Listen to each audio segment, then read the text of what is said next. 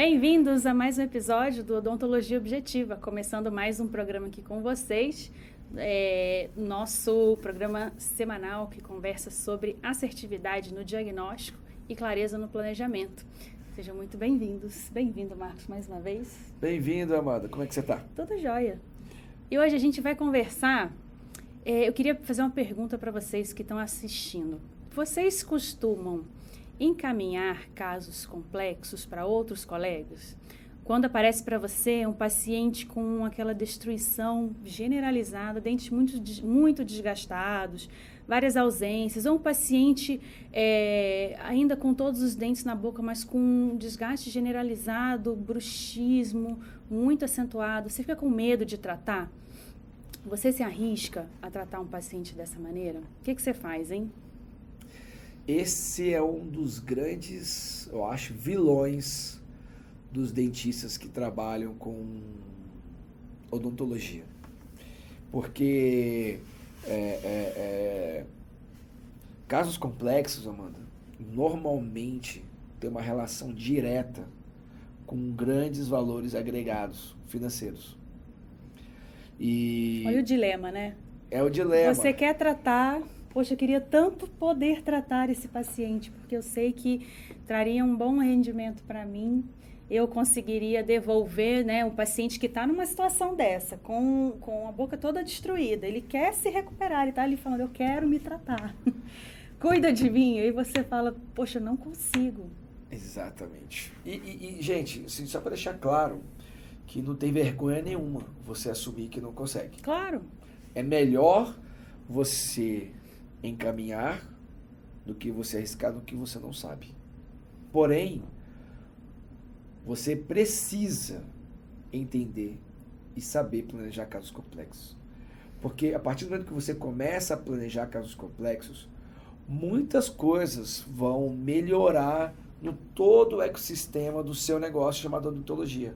Desde os seus benefícios financeiros, desde o seu reconhecimento perante a sua comunidade, desde o reconhecimento perante a sua equipe, até mesmo a sua auxiliar, e sem contar a verdadeira realização do profissional da área de saúde, ou do caso de odontologia, que consegue resolver casos complexos, vai se sentir mais estimulado, inclusive a melhorar técnicas, inclusive a evoluir, a melhora em vários outros cenários e sentidos. Ô Marcos, e o que é um caso complexo? Assim? Será que é só aquele caso destruidão? O mais bacana disso, Amanda, que é isso. O caso complexo, por si só, ele tem uma pegada que é muito relativa. Porque assim, ó, vamos imaginar níveis, como se fossem degraus assim, tá? A pessoa que está no primeiro degrau, o complexo para ela é às vezes o terceiro degrau. Ou então vamos falar assim de faixas de lutas, por exemplo, quem faz judô, o cara é faixa branca. Para ele, complexo já é ser azul, ou jiu-jitsu, sei lá. E aí daqui a pouco o complexo é ser verde, depois ser roxa, depois ser marrom. Então assim, o complexo é sempre relativo, mas existem alguns princípios que nós não temos o costume de aprender. O costume que eu digo, não é comum as pessoas aprenderem nem na graduação, nem nos cursos de pós-graduação, que serve para todos os níveis e que vai ajudar quem está no passo 1 e para o passo 2, quem está no passo 5 e para o passo 6, e para o 7, para o 8, ou seja, às vezes o caso mega destruído, que é meio que uma unanimidade, ou seja, faixa preta, é uma unanimidade de complexo para desde o marrom ao roxo a todo mundo. Certo? Então, os casos mega destruídos, o paciente chega com muitas destruições dentárias, perdas, alto índice de bruxismo, talvez esse faixa preta, as pessoas veem como complexo. Mas, atenção, o caso complexo, às vezes, pode ser um caso que tem todos os dentes na boca. Quantos pacientes... Olha, eu vou dar um exemplo aqui de um caso complexo que pode chegar no seu consultório, para quem está escutando e vendo, amanhã, se você já tiver voltado a atender lá no contexto do negócio do Covid. O que acontece?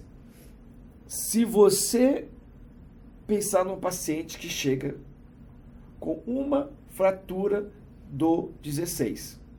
Cúspide palatina. Tem todos os dentes na boca. Cúspide palatina com indicação de extração. Pensa esse cenário. É um caso complexo? Se a gente for pensar naquela fratura... Paciente, às vezes, jovem, com ótima higiene, você não enxerga ele como complexo. Normalmente... Você olha uma radiografia, vê se tem osso, indica fazer um implante. Tá. Mas ele é um caso complexo. Sabe quando ele vai se tornar complexo, Amanda? Quando o paciente virar para você que está escutando, e virar para a gente, e fazer a seguinte pergunta.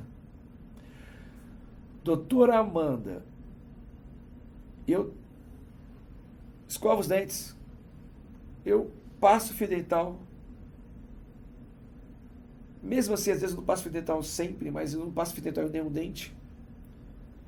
E eu não quero perder os dentes da minha boca. O que eu posso fazer para evitar que esse dente que quebrou aconteça em outro dente? Eu não quero perder os meus dentes. Essa é uma pergunta complexa, né? E isso torna os casos mais difíceis, porque às vezes os pacientes chegam com esses questionamentos para a gente. Eu já recebi também uma paciente que estava com problemas de fraturas também, dentárias. Ela tinha todos os dentes na boca, restaurações fraturavam, ela tinha muita dor muscular e ela também chegou com esse questionamento. Eu tô sempre aqui no dentista, eu sou tão cuidadosa, eu escovo os meus dentes tão direitinho, passei por vários profissionais, mas os meus dentes continuam fraturando, meus músculos continuam doendo, eu não consigo comer um hambúrguer, não consigo mastigar direito, eu fico logo cansada. O que está acontecendo comigo? Então, gente, olha só, vamos lá. Essa percepção da complexidade vai estar relacionado com o diagnóstico. É muito mais a questão do diagnóstico do que da terapia. Porque o paciente da fratura de cúspide palatina, ele pode se tornar um caso complexo a partir do momento que ele te pede, olha, o que é prevenção para você, doutora? O que eu posso fazer para prevenir que isso aconteça? O que eu posso fazer na prática para que eu mantenha os meus dentes na boca? Eu não estou te pedindo nada demais. Você não é dentista? E aí você vai falar o que para esse paciente? Que ele comeu o dente, que ele quebrou o dente porque ele comeu uma pedra, e ele vai falar para você que não comeu. E aí você acha que ele está mentindo. Ele acha que ele está mentindo. E quando o paciente é um dentista, que ele sabe que ele não comeu uma pedra, qual a desculpa que você vai dar para esse tipo de paciente? Ou qual é o mito diagnóstico que você vai usar para justificar algo que você não sabe necessário, você não aprendeu a olhar? Então, assim, gente, o que hoje, o que a gente quer levantar aqui é essa questão, Amanda, de você ser capaz de, pelo menos, diagnosticar e planejar casos complexos. Se um caso chegou no seu consultório, a partir do qual é o primeiro ponto que ele se torna complexo? Quando você não sabe por que aconteceu. Quando a pessoa chega com a boca toda destruída, Amanda, que é o faixa preta, todo mundo reconhece facilmente que é um caso complexo. Inclusive, se você tiver um protocolo onde você tenha um plano a ser seguido, e se você consegue identificar isso, qualquer caso, você vai ter no norte para saber pelo menos se você vai tratar ou não. Se tem como fazer um tratamento com acréscimo, com redução, com ortodontia, o que transforma um caso complexo extremamente numa situação muito mais simples, porque complexo e simples não são antagônicos.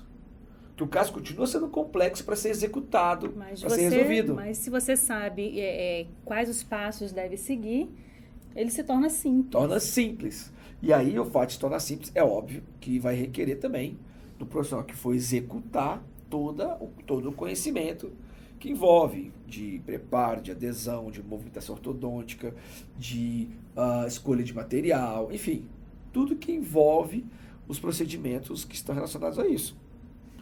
Agora, Então, qual o segredo, né? Para a gente poder passar desse difícil ou impossível de resolver para aquele que a gente sabe resolver?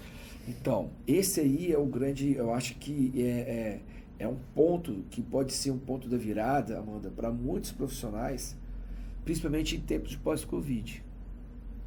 Porque agora, realmente, a gente passa a viver um momento de umas mudanças, e é uma das principais mudanças que eu sinto que vão acontecer, é a demanda do paciente que vai chegar no seu consultório, ele vai exigir de você mais explicações do porquê ele precisa se expor, do porquê ele precisa realizar aquele procedimento, né? E ainda mais o que ele pode fazer para prevenir ir menos ao dentista. Então, pensa, então a gente está tentando resolver uma questão, hoje estamos aqui debatendo para tentar resolver uma questão que engloba vários aspectos, desde o aspecto do paciente se sentir segurança de ir, ao aspecto do profissional sentir segurança de indicar e gastar menos consultas para isso, transformando um caso complexo e resolvendo de forma simples, né? E o melhor, de forma replicável,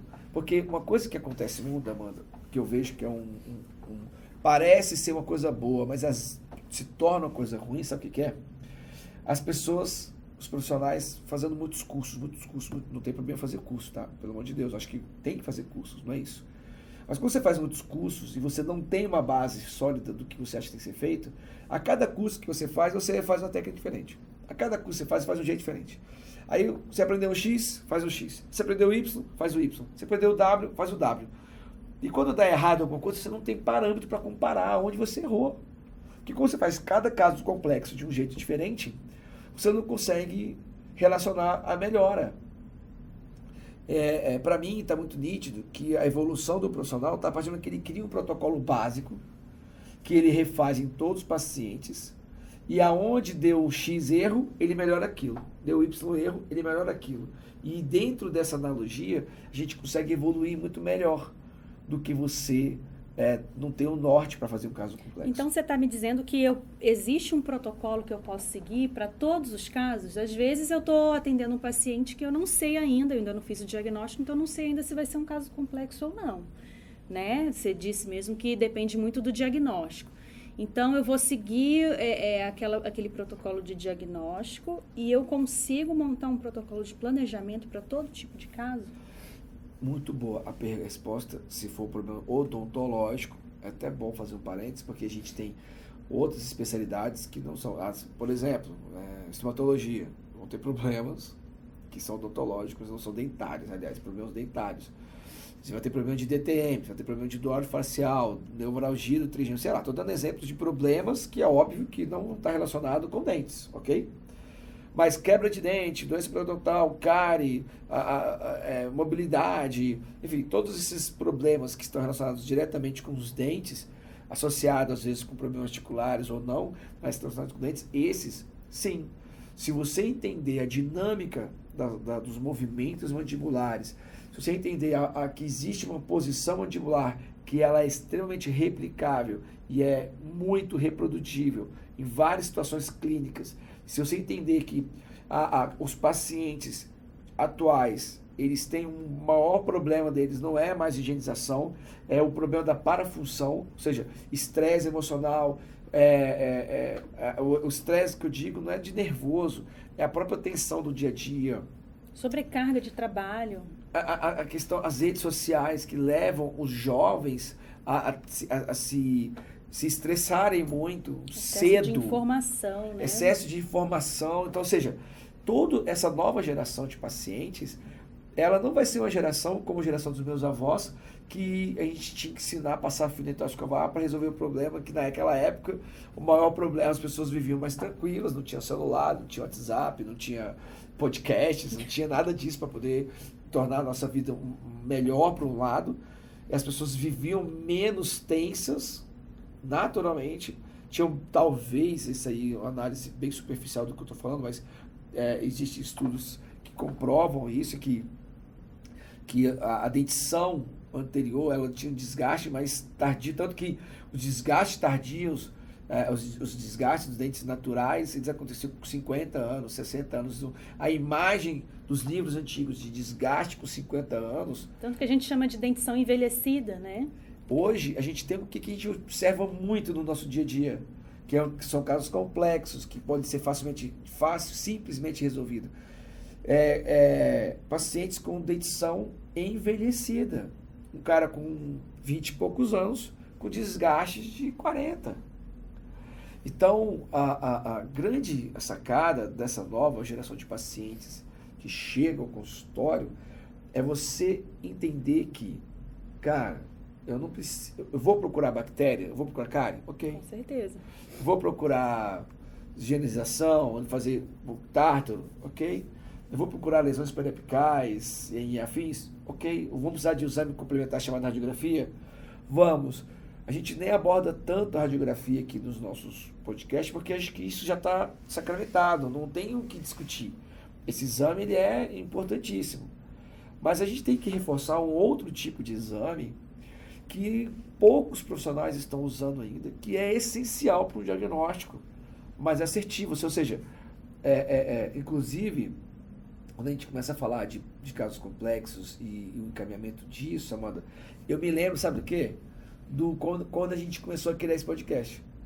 Que a gente criou esse podcast, uma das coisas que a gente começou a discutir lá atrás, por isso que chamou odontologia objetiva, era a preocupação que a gente tinha do mesmo paciente com um problema, uma fratura de cúspide palatina do 16. Da evolução dele. Dele e vários dentistas da unidade de diagnósticos diferentes. Sim.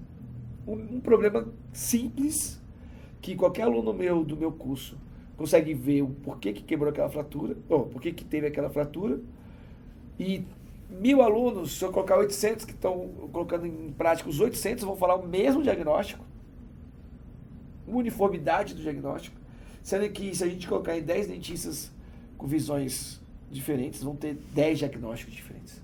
Sendo que a odontologia, apesar de ser uma ciência não exata, ela existe sim um padrão objetivo, porque nós estamos falando de dentes, e os dentes são minerais e eles reagem, cada um de uma forma, com várias variações, mas de uma forma mais existe um padrão de funcionamento de todo o sistema, né? Um padrão de funcionamento da musculatura, um padrão de incidência de forças, de como cada dente absorve aquelas forças. Então, a gente deve usar esses padrões, né, a nosso favor na hora do diagnóstico.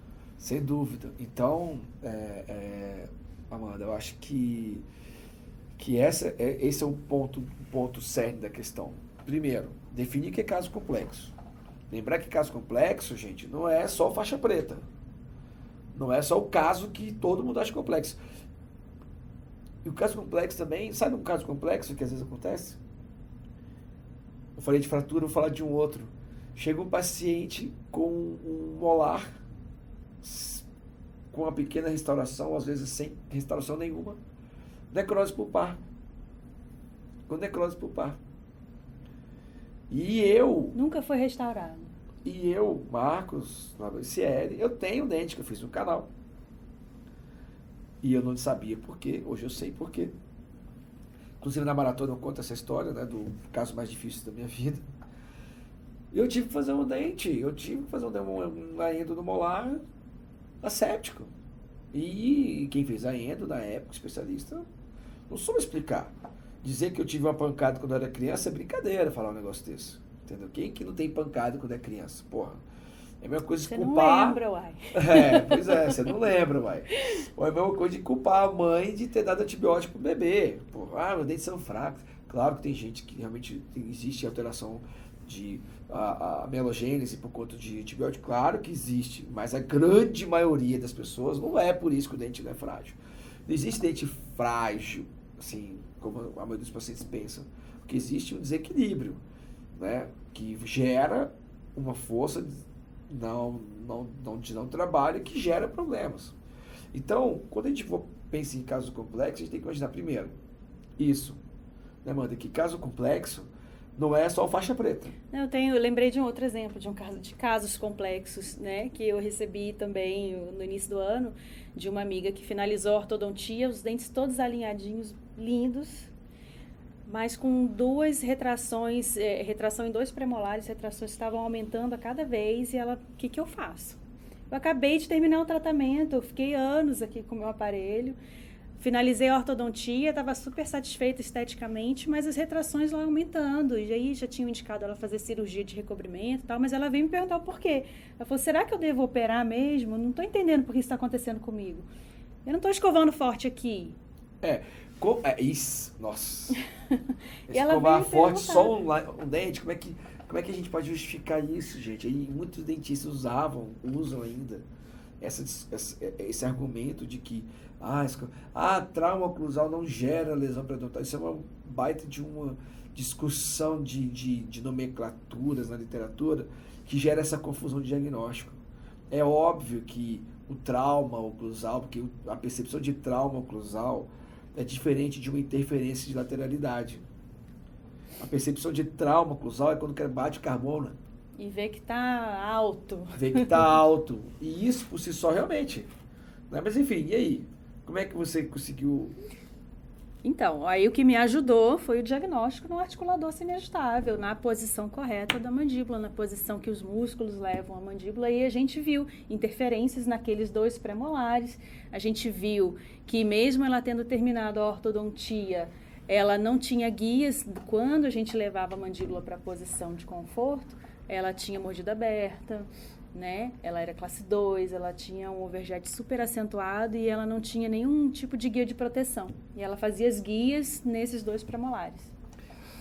Bom, e aí ficou tão explicado, só te interrompendo um pouquinho, ficou tão bem explicado para ela que mesmo ela tendo passado os 2 anos de aparelho, ela entendeu tão bem a causa do problema, e eu sugeri a ela que recolocasse o aparelho e que a gente fizesse uma nova movimentação, mas só que dessa vez objetiva, para tratar realmente o problema.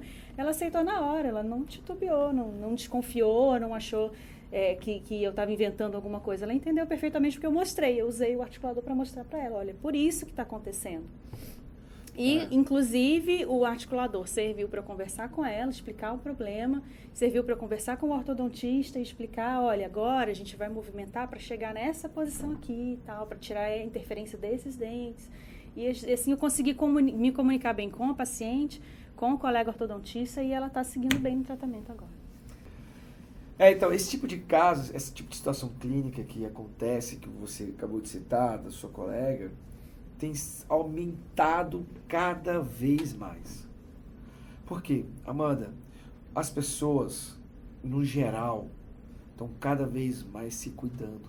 O acesso à informação da escova, o acesso à informação das coisas, de como proceder, de como usar fio dental, o valor da pasta, o valor da escova, cada vez mais acessível. E sabe que os pacientes já têm falado muito em função também, né? Eu não sei onde eles estão buscando tanta informação, mas eles já chegam. Eu já tenho conversado com pacientes assim de consulta inicial e eles falam, eu queria... o que você quer com o tratamento? Eu queria melhorar, sim, a estética dos meus dentes, mas eu quero mesmo que fique funcional. Exatamente, porque... Então, eles já têm muito essa noção de ficar funcional para eles, imagino que seja ficar confortável, né? Possa mastigar. Possa mastigar, exatamente. E aí entra o que é o complexo, entende? Porque muitas pessoas veem só o faixa preta como caso complexo. Inclusive, esses casos complexos de faixa preta, a gente ensinando um passo a passo básico, que a gente vai até comentar aqui hoje, de como você pode começar a planejar um caso complexo e não precisar ficar encaminhando. Não que encaminhar, de novo, seja um demérito. Encaminhar, às vezes, é um ato, inclusive, de cuidado com o paciente. Mas por que não se preparar? E muitas vezes é um caso que você consegue resolver dentro da sua especialidade, consegue executar, né, digo assim, e só falta mesmo a parte inicial, que é o diagnóstico e planejamento. Isso, então vamos lá. Então, assim, eu acredito muito assim, que o importante de você entender isso, você que está nos escutando, que quando você começa a planejar casos complexos, e esses casos complexos, eles possuem um potencial muito grande de soluções, você precisa entender assim, eu deveria ser capaz de resolver esse problema. E a partir desse exercício de eu deveria ser capaz disso, eu deveria ser capaz daquilo, que eu vou te falar para os nossos ouvintes a seguinte coisa, que se você que está nos escutando não tem noção por onde começa o caso complexo, o que precisa fazer, para que lado que corre, Amanda. Às vezes, igual você pegou o caso da sua colega e que tinha uma retração e ela tinha todos os dentes na boca. Ela não está com destruição, ela não precisou de fazer implante, cerâmica. Ela só queria ser assim, o que eu faço para prevenir isso? E ela era uma pessoa tão cuidadosa, tão observadora, né, que ela tinha finalizado a sua ortodontia e as retrações estavam começando ali, ainda não estava nada muito gritante, mas aquilo já incomodava ela de tal maneira e ela queria resolver. E ela já tinha conversado também com o ortodontista que encaminhou para fazer um recobrimento cirúrgico. E que o recobrimento não tem nada de errado. Sim, tem que fazer, mas ela veio me questionar da causa. Ela observava aquilo e ela não estava enxergando nos hábitos dela, com todos os cuidados que ela tem, ela não estava enxergando a justificativa. Exatamente. E isso aí é um ponto de virada nos dias de hoje. Eu tenho certeza, convicção plena de que as pessoas que estão nos escutando, de que tudo que se vai fazer dentro, tá, do âmbito desse tipo de entendimento, de casos complexos, ela passa pelo diagnóstico. E esse diagnóstico assertivo, Amanda, que você citou, ele é fundamental, porque para pensar o seguinte, essa sua colega foi vários dentistas, passou por vários profissionais, e chegou em você, e você era o que menos, aliás, foi a que menos se beneficiou do caso dela, porque você não faz cirurgia de periodontal, que eu sei, mas enfim, você não faz ortodontia, mas você deu algo para ela, uma recomendação que vale muito mais que informação. E esse é o que eu queria falar agora. Eu tenho dito isso bastante, mas eu quero explicar, mano. A gente está acostumado muito com uma odontologia que está dando informação. O que é informação? Por exemplo, essa sua colega que tinha a classe 5. Ela foi informada, ou ela analisou e foi procurar um profissional que analisou que, olha, você tem uma lesão classe 5. E essa informação de que tem que fazer uma cirurgia para resolver, para recobrir, ela entendeu bem. Ok, vou recobrir. Mas eu quero saber o que eu posso fazer. Ou seja, olha só, a informação no geral, ela fala sobre algo do passado. Por exemplo, com a classe 5. Já aconteceu a classe 5. Já é algo que está ali. É igual você...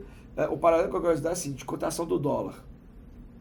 Quem hoje pagaria o que quer que seja para saber a cotação do dólar? Acho que ninguém pagaria para saber a cotação do dólar. Está lá disponível a informação. A cotação do dólar, ela é algo que você clica no seu celular, aparece instantaneamente.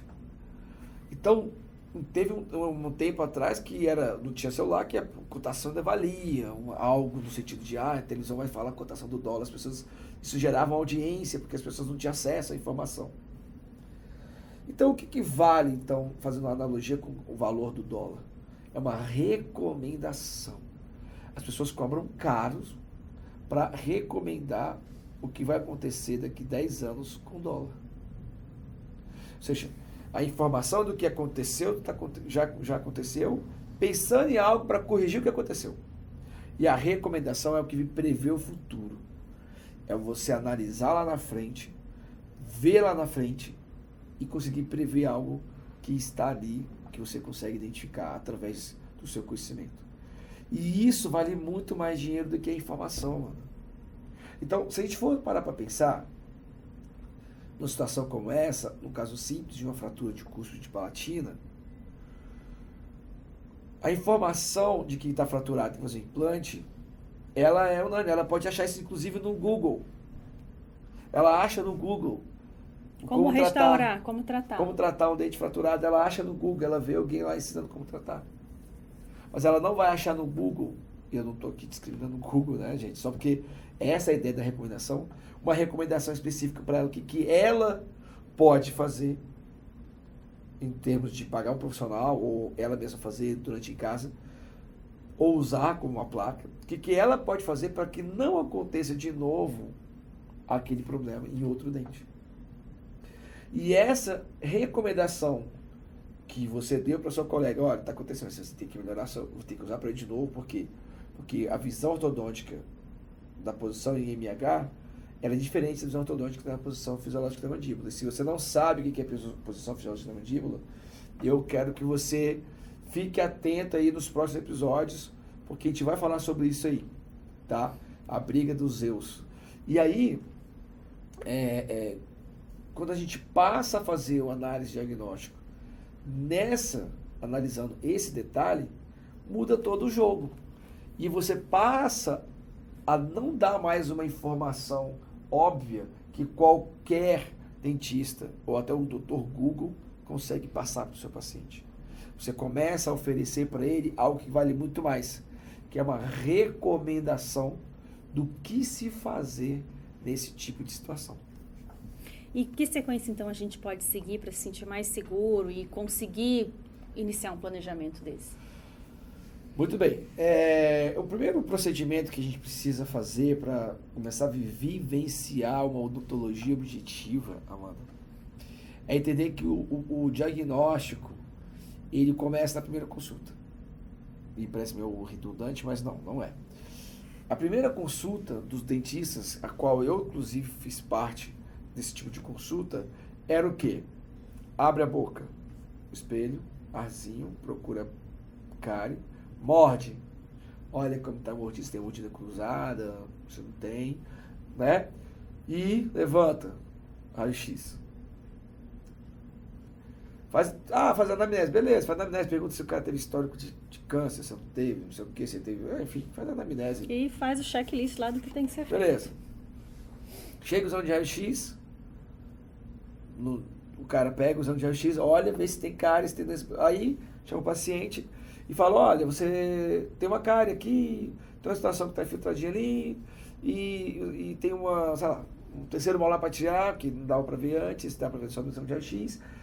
E ele vira e fala assim, olha só, poxa, você não quer melhorar a estética desses dentes e tal? Então, o diagnóstico e o planejamento agregados, eles são muito pobres em informações. Normalmente, só se fala daquilo que já está na boca. Ou seja, a cárie já está lá. O problema estético do dente que está feio já está lá. Então, ele está só orientando o que já está visível, tanto no exame de raio-x, como o que está no exame clínico. E esse tipo de consulta, ela pode ser muito melhor elaborada se você começa analisando primeiro. Além disso tudo, além da análise de cárie e tal, beleza, analisar a dinâmica da mordida. Como que se faz isso? Pega um afastador de fotografia, pega um celular mesmo, tá? Que você usa para... Às vezes você pode estar usando para estar escutando esse podcast, ou você pode estar usando para assistir outras coisas. E você pega o celular e filma o movimento da mandíbula. Pega o paciente, afasta, fala assim, deixa eu ver. Ok, fecha a boca. Faz o movimento para a direita. Aí você vai ver a dificuldade. Não dá spoiler. Afasta e pede. Aí ele vai, às vezes você vai ver que ele tem dificuldade de movimentar a boca para a direita. Às vezes você vai ver que ele tem dificuldade de movimentar a boca para a esquerda. Às vezes você vai ver que ele tem dificuldade de fazer uma série de coisas. E essas dificuldades de fazer cada coisa delas, elas são muito importantes você filmar, que provavelmente você não vai lembrar depois. Então a gente já começa uma mudança, parece que sutil e sem custo nenhum, nem para o paciente, nem para o profissional. Já está ali, já filma os movimentos da mandíbula. Como que eles estão se relacionando? Será que ele tem guia canina ou não? Isso fazendo no sentido da posição habitual, né? Será que ele tem guia anterior ou não? Será que ele como que os dentes se relacionam? Quais dentes se tocam quando ele move para a direita, quando ele move para a esquerda, quando ele move para frente? Quais são os dentes que se tocam nesse momento? Você vai se surpreender, você que está escutando, com a enxurrada de informações que você pode ter só de fazer isso. E você falou, né, que a gente tem que mudar um pouquinho essa visão de fazer o diagnóstico com base no que já está instalado e a gente conseguir ter uma outra visão. Então, a gente vai ter uma visão do que pode acontecer ainda, então uma visão preventiva. Exatamente, e aí que está o lance. A partir do momento que você muda a sua primeira consulta e olha, e ao invés de olhar os dentes estaticamente, pede para o paciente morder e tirar as fotos tipo de ortodontia, você começa a olhar a dinâmica das mandíbulas, a mandíbula se movimentando, a dinâmica dos dentes, como eles se relacionam, e você pega o exame de raio-x e pega até a foto e olha ali, a lesão classe 5, aí o cara fazendo movimento, opa, olha ali o toque. Começa a relacionar a dinâmica com as lesões que ele apresenta. Porque tem um detalhe que é importante a gente falar, que eu chamo de o grande mal da odontologia, tá? Que é justamente quando os dentes posteriores, por exemplo, recebem forças laterais, não oclusais. A força não axial, ou seja, que faz esse tipo de movimento, gera uma série de consequências na coroa clínica, dentro da camada pulpar, da lesão periodontal, enfim, uma série de problemas que pode gerar dentro desse dente. Tudo decorrente de uma má distribuição da força daquele dente. E isso tudo a gente explica muito bem, melhor, para quem estiver escutando a gente, essa parte do porquê que a gente não pode, porquê que é importante, sabe, entender essa dinâmica, porque as consequências estão muito ligadas com a decorrência do mal da odontologia atual. Com essa distribuição de forças nos dentes, né? Então, essa distribuição das forças dos dentes, ela é muito, muito, muito importante ser analisada com calma pelo profissional. Então, já começou por aí. Primeira mudança. Observar a dinâmica. Observar a dinâmica.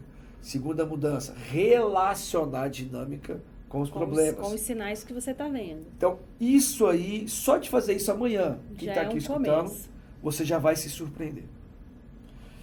O segundo passo, Amanda, é incorporar no seu diagnóstico um exame complementar utilizando o articulador semiajustável.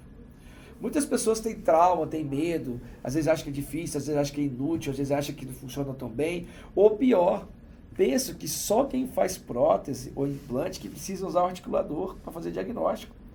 Eu não estou dizendo aqui que a gente não está falando de primeira consulta só de quem faz reabilitação, o endodontista, a pessoa que trabalha no clínico geral, a gente o ortodontista. Acabou de falar do caso da paciente que saiu da ortodontia, passou pela periodontia e não tinha recebido ainda o diagnóstico da causa da lesão dela.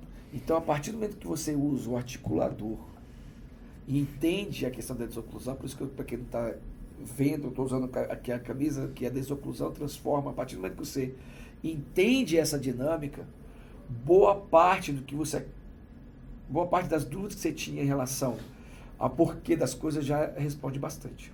Então, primeiro passo, mudar a primeira consulta para você começar a identificar melhor. Segundo passo, incorporar o uso do articulador no diagnóstico, porque muitas vezes as pessoas não estão acostumadas a ver a indicação do articulador para usar no final do tratamento, ou seja, fez os preparos, aí usa o articulador. Sendo que a gente tem que usar o articulador no diagnóstico, no começo, lá atrás, desde o primeiro processo. Porque tem coisas que a gente não vê no exame clínico, não vê na filmagem, você só vai conseguir identificar no articulador. Então é um exame complementar que é tão importante quanto uma radiografia para quem está querendo fazer um diagnóstico. Agora me tira uma dúvida.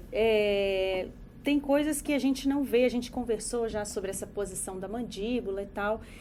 Se eu não quiser montar meu paciente no articulador, porque eu sei manipular ali a mandíbula do meu paciente, eu sei levar ele para essa posição fisiológica da mandíbula com algum dispositivo. Eu não consigo posicionar a mandíbula e clinicamente ver se ele tem algum contato que possa estar causando alguma lesão. Eu preciso mesmo do articulador? Eu vou fazendo analogia com a radiografia. Se você secar bem, olhar com muito carinho o espelho, se você prestar bastante atenção nas nuances, você consegue enxergar uma cárie classe 2 no molar? Muitas vezes. Então, mas vamos imaginar que você consiga ver ali um pontinho escuro, sabe? Você olha pela oclusal, você vê uma sombrinha.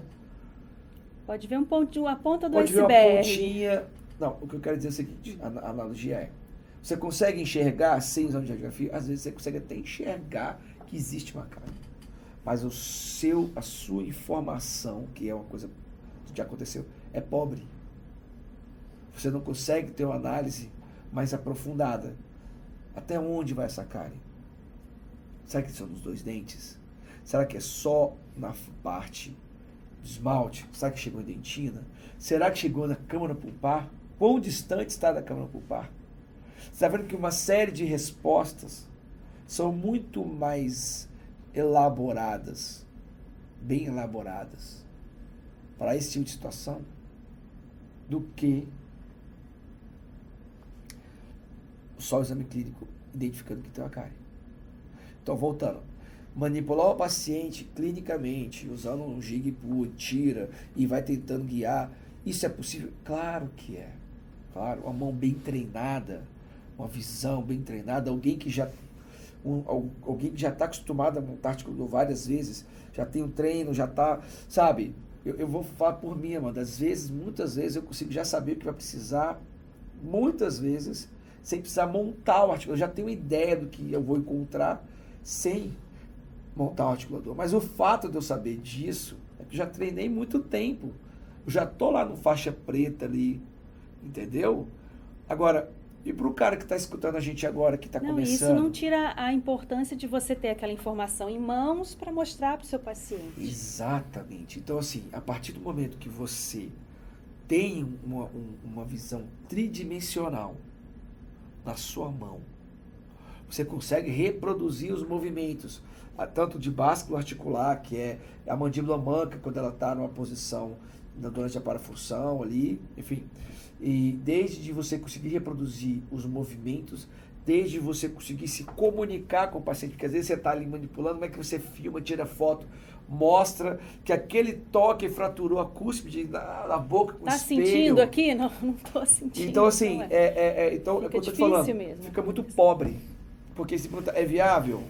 É viável você começar onde? Você pode começar a ter ideia? É uma ideia que você tem, mas a visão completa mesmo, tridimensional mesmo, como você falou. Então, a analogia é exame complementar. É um exame complementar tão importante quanto uma radiografia.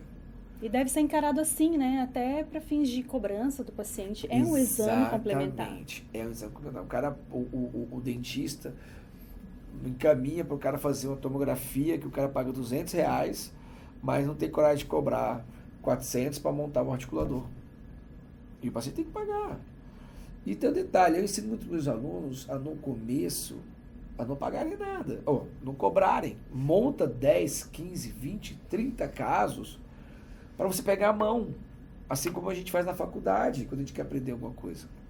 E aí, a partir do momento que você mudou o seu primeiro conceito de consulta inicial, você mudou a sua análise para fazer um planejamento, orçamento, usando mais informações, você se mune de mais informações no exame de radiografia, na tomografia, no exame no articulador, baseado nessa enxurrada de informações, você vai passar a dar uma recomendação para o seu paciente, que foi o que você fez.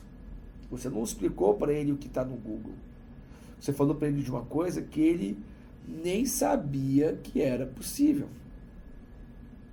Então, isso, a longo prazo, tem muito valor. Esses dias, Amanda, eu fiz uma live eu tenho feito uma sequência de live com os meus alunos. E um dos alunos que falou assim, que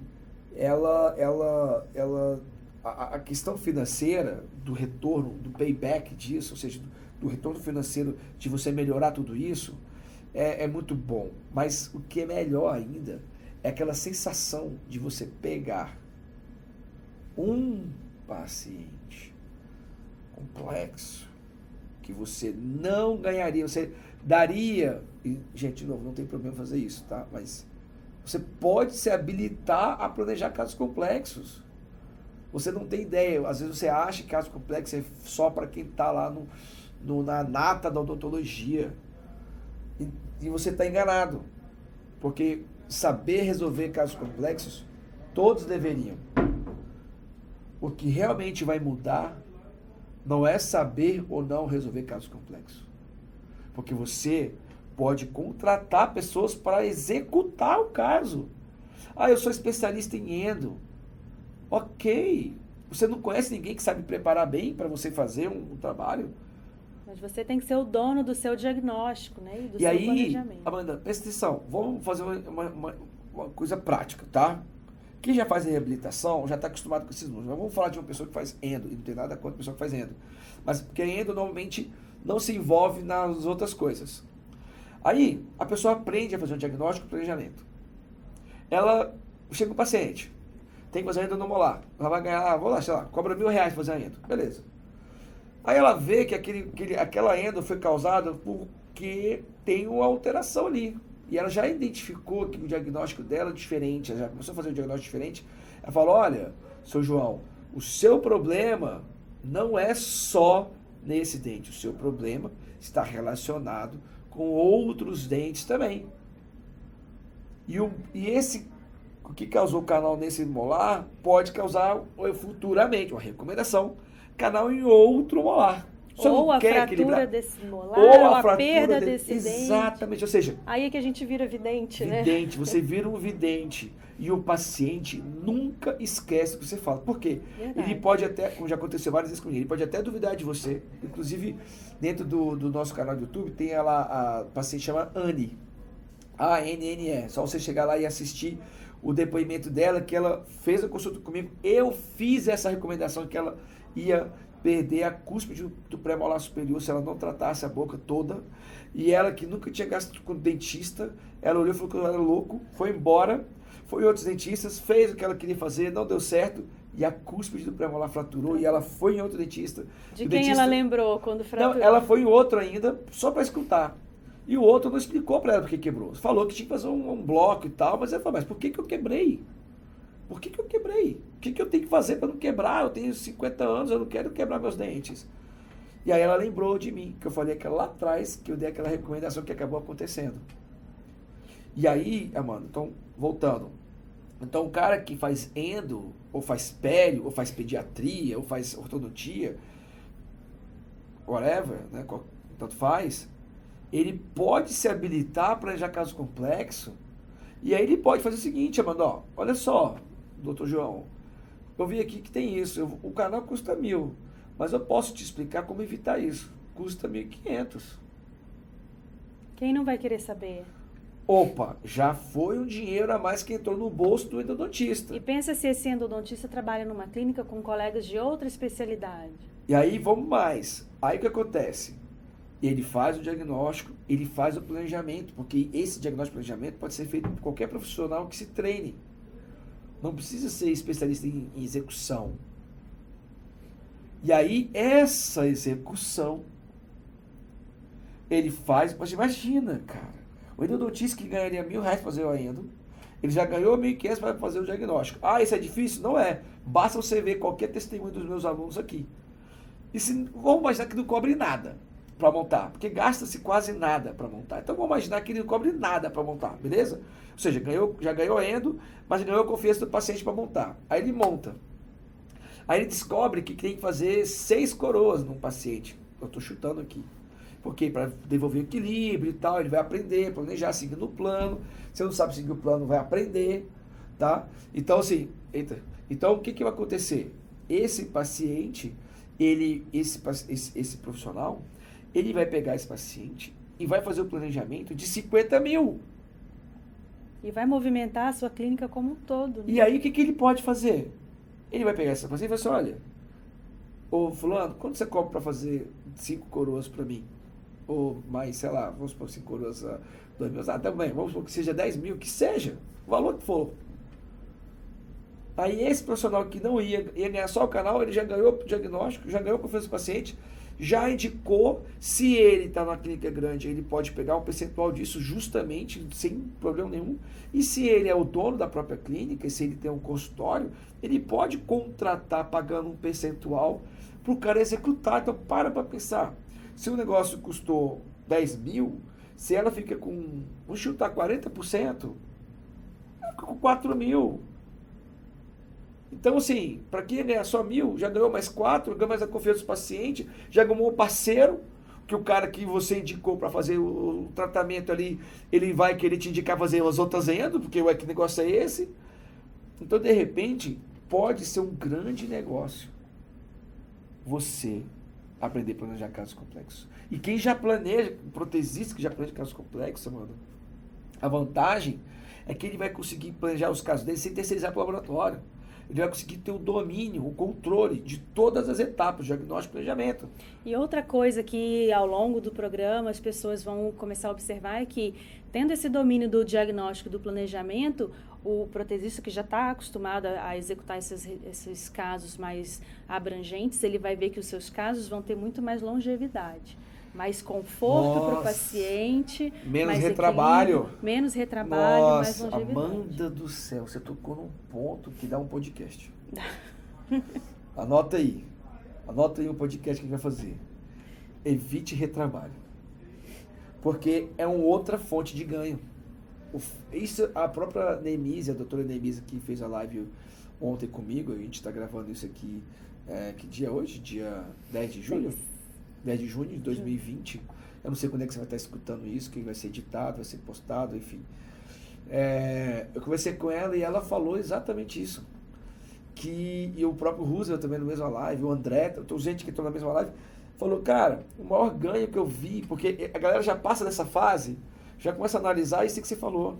Cara, não estou só ganhando dinheiro, não estou só com o meu paciente mais satisfeito, não estou com a minha equipe satisfeita, minha auxiliar me olha com brilho nos olhos, mas eu estou evitando, eu estou tendo menos retrabalhos, porque se eu sei o que fez quebrar o molar, eu sei o que vai evitar afrouxar o parafuso do meu implante, e eu sei o que vai evitar quebrar minha coroa. Então, eu vou fazer evitar isso. Sei o que vai proteger. Então, assim, gente, para finalizar aqui esse episódio aqui, sensacional, para falar assim, ó, você que tem medo de planejar casos complexos, tá? Que você encaminhe. Pelo menos depois desse podcast, eu quero que você repense isso. E saiba que você pode se tornar capaz de planejar casos complexos. Basta você seguir um plano prático, simples e replicável que a gente ensina aí nos nossos eventos online. O curso, no curso gratuito mesmo, da Maratona para o Próximo Nível, por exemplo, ou Semana de Oclusão, que for, que tiver aí para acontecer quando você estiver escutando esse podcast. É isso aí, pessoal. Diagnóstico e planejamento é para todos os dentistas, né? De todas as especialidades. De todas as especialidades. De todos os tempos de formado e de todo tipo de graduação de formação. Desde o clínico ao um cara com doutorado, com 3 especializações. Com certeza.